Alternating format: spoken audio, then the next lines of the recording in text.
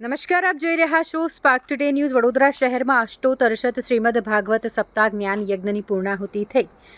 2025માં જાન્યુઆરી મહિનામાં અંબાલાલ પાર્ક ખાતે શ્રીનાથ ચરિત્રામૃત કથા, 2026માં માંજલપુર વિસ્તારમાં શ્રીમદ ભાગવત સપ્તાહ જ્ઞાન યજ્ઞ કથા તેમજ 2027માં પુનઃ કારેલીબાગ વિસ્તારમાં કથાની જાહેરાત પણ આજે કરાઈ. વલ્લભ યુથ ઓર્ગેનાઇઝેશન વડોદરાના તત્વધાનમાં શહેરના કારેલીબાગ વિસ્તારમાં આવેલા અંબાલાલ પાર્ક ગ્રાઉન્ડ ખાતે અષ્ટોતરશત શ્રીમદ ભાગવત સપ્તાહ જ્ઞાન યજ્ઞ કથાનું આયોજન કરવામાં આવ્યું છે, જેનો આજે કથાનો અંતિમ દિવસ પૂર્ણાહુતિ હતી. જે પ્રસંગે શ્રી વલ્લભ કુલભૂષણ વૈષ્ણવાચાર્ય પૂજ્યપાદ ગોસ્વામી 108 શ્રી વ્રજરાજકુમારજી મહોદયશ્રીએ શ્રીમુખે કથાનું રસપાન કરાવ્યું. પૂજ્યશ્રી દ્વારા ભગવાનના રૂકમણીજી સાથેના પ્રસંગોનું વર્ણન કર્યું. પૂજ્યશ્રી દ્વારા આગામી વર્ષ 2025માં જાન્યુઆરી મહિનામાં અંબાલાલ પાર્ક ખાતે જ શ્રીનાથ ચરિત્રામૃત કથાની જાહેરાત કરવામાં આવી. સાથે જ 2026 અને 2027માં પણ જે કથા થવાની છે તેની પણ તેમણે જાહેરાત કરી. પૂજ્યશ્રીએ કથાની પૂર્ણાહુતિ દિવસે જણાવ્યું કે આગામી વર્ષ 2025માં તારીખ 4થી 10 જાન્યુઆરી દરમિયાન આ જ સ્થળે એટલે કે અંબાલાલ પાર્ક ગ્રાઉન્ડ ખાતે શ્રીનાથ ચરિત્રામૃત કથાનું આયોજન કરવામાં આવ્યું છે. જે બાદ 2026માં માંજલપુર ખાતે અષ્ટોતરશત શ્રીમદ ભાગવત સપ્તાહ જ્ઞાન યજ્ઞ કથા અને 2027માં પુનઃ કારેલીબાગ વિસ્તારમાં કથાનું આયોજન કરવામાં આવ્યું છે. વધુમાં તેમણે જણાવ્યું કે અત્યાર સુધીમાં 178 કથા થઈ છે, જેમાં કેટલાક એવા પણ અવસર આવ્યા છે જેમાં હું કથા કરી શકવામાં સક્ષમ ન હતો. ત્યારે આચાર્ય પીઠ પર બિરાજતા પહેલાં ઠાકોરજીને પ્રાર્થના કરતો હતો કે મારી શક્તિ નથી તો તમે આવો, મારામાં બિરાજો અને મને પણ કથાનું રસપાન કરાવો. તે પ્રસંગોમાં થયું પણ એવું. નદીના પ્રવાહની જેમ કથા થઈ હતી, જેથી આજે પણ કથા દરમિયાન ઠાકોરજી પધારે છે અને સહજ જ્ઞાનનું ઝરણું વહેવા લાગે છે.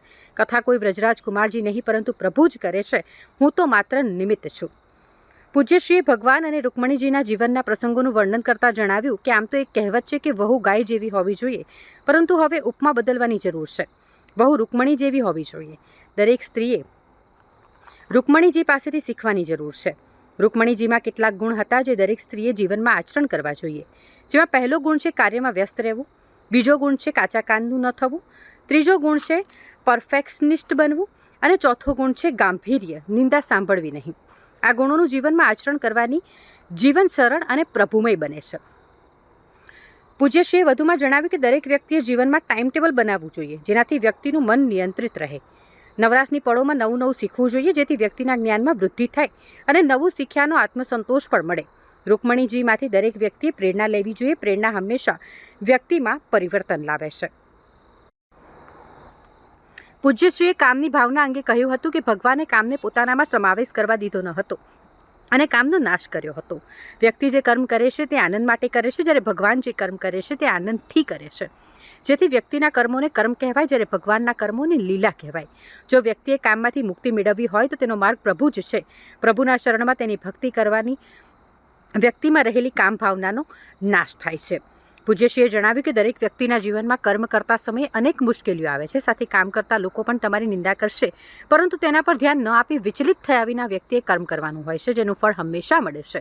વ્યક્તિએ સત્કર્મ કરવામાં સમાજનો ભય ક્યારેય રાખવો ન જોઈએ. દેડકાનો દ્રષ્ટાંત આપતા પૂજ્યશ્રીએ સમજાવ્યું કે જો તમારી સત્કર્મ કરવા છે તો તમારે બહેરા બની જવું.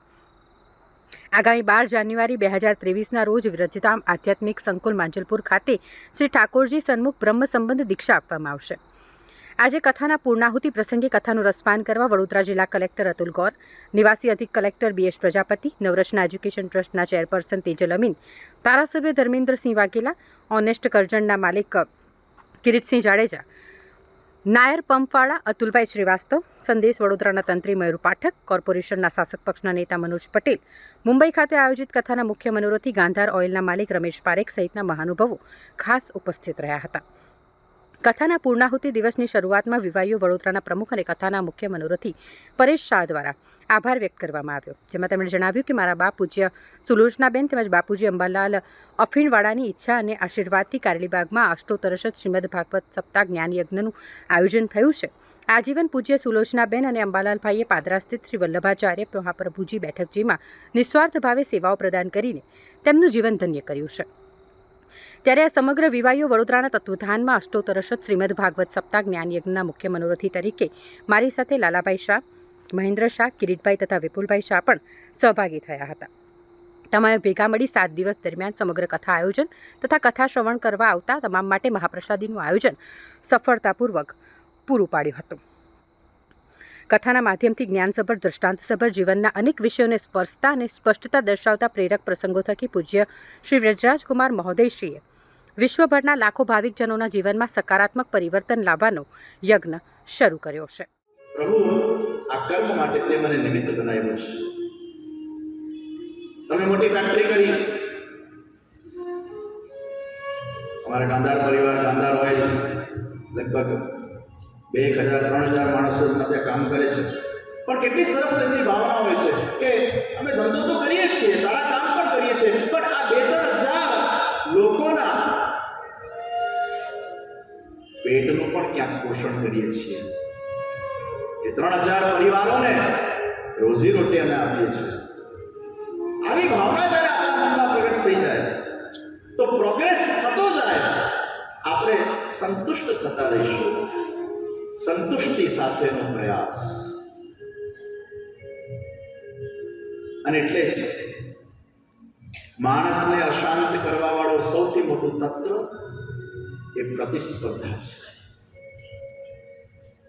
એક રાજા મંત્રીના ચુનાવ માટે અમુક લોકોને ભેગા કરે છે કે મારે એક સારો મંત્રી જોઈએ, કોણ મંત્રી બનશે?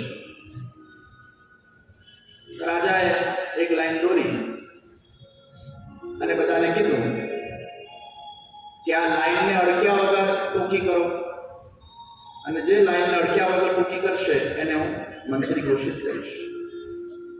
બધા લોકો એમાં નિષ્ફળ ગયા કે અડક્યા વગર તો લાઈન ટૂંકી કેમ કરવી. એક વિરલ વ્યક્તિ આવ્યો, એને નીચે મોટી લાઈન કરી નાખી, એને નીચે બીજી મોટી લાઈન કરી, એટલે ઓટોમેટિક ઉપરની લાઈન ટૂંકી થઈ ગઈ.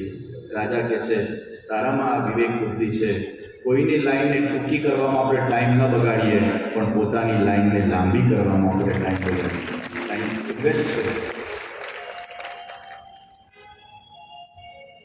પ્રતિસ્પર્ધા એ વ્યક્તિને અશાંતિ આપે છે. દરેકને પોતાના ભાગ્યના આધારમાં પ્રાપ્ત થાય છે.